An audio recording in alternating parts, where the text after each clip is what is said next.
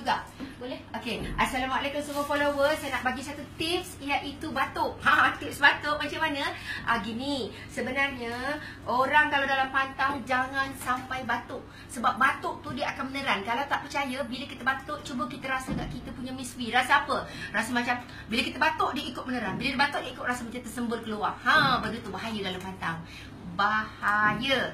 Lagi satu, bila batuk berpanjangan, untuk orang yang ada prolapse, dia akan lagi menambahkan keluar prolapse kita. Tak boleh lama-lama video, nanti tak cukup untuk IG saya. Nanti saya bagi info lagi. Jumpa lagi. Bye. Pendek je, Bang? Ya, pendek je.